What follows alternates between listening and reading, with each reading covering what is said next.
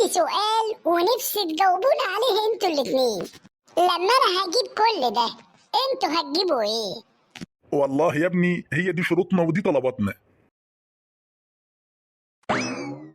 مساء الخير يا عمي، انا برشامة اللي جاي اطلب ايد بنت حضرتك. يا اهلا وسهلا يا اهلا وسهلا، اتفضل ارتاح. انا جاي يا عمي علشان خاطر اطلب ايد بنت حضرتك، واتمنى ان حضرتك توافق.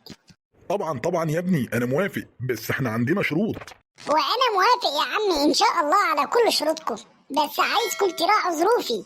بص بقى يا ابني، انا بعتبرك زي واحد من اولادي. انت هتجيب دهب بكام؟ والله يا عمي انا مقدرتي حاليا ما اقدرش اجيب دهب خالص، لكن انا عندي دبلة وخاتم هنمشي بيهم نفسنا دلوقتي، وبعدين ان شاء الله هجيب لها الدهب كل اللي هي عايزاه. وبعدين ده اللي هو امتى ان شاء الله؟ بعدين يا حماتي ان شاء الله بعد الجواز لما ظروفي تتيسر اكيد مش هبخل على اهل بيتي. بص يا ابني، انا موافق، ما عنديش اي مشكله من ناحيه الدهب، بس احنا هنكتب في القايمه 200 جرام دهب. 200 جرام دهب؟ وايه كمان يا عمي؟ وعايزين شقه في الساحل الشمالي. وتكون بتطل على البحر، وتودي بنتي عند احسن ميك اب ارتست فيكي يا مصر. انا عايزه بنتي تكون اجمل عروسه. دي بنتي الوحيده وانا لازم افرح بيها واعمل لها كل اللي في نفسها. وعايزين يا ابني مقدم 100,000 جنيه ومؤخر 350,000 جنيه. والقاعه والفرح على العريس. اوعى سودة، انا ايه اللي جابني هنا؟ الناس دي ما تعرفش ان انا ببات حافي ولا ايه؟ وكل الاجهزه الكهربيه يا ابني على العريس، علشان الاول شرط اخره نور. بس يا عمي انا اسف ان انا جيت عندكم هنا، بس انا عندي سؤال ونفسي تجاوبوني عليه انتوا الاتنين. لما انا هجيب كل ده انتوا هتجيبوا ايه؟ والله يا ابني هي دي شروطنا ودي طلباتنا. موافق اهلا وسهلا، مش موافق يبقى براحتك.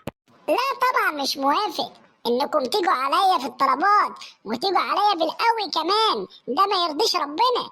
هي بنتكم مش فخاتها بتطل على البحر يعني، وخليها لكم تشبعوا بيها. وعلى الوضع بتاعكم ده بنتكم مش هتتجوز، هتفضل قاعدة في قرابيزكم كده. أعلام مفترية، حسبي الله ونعم الوكيل.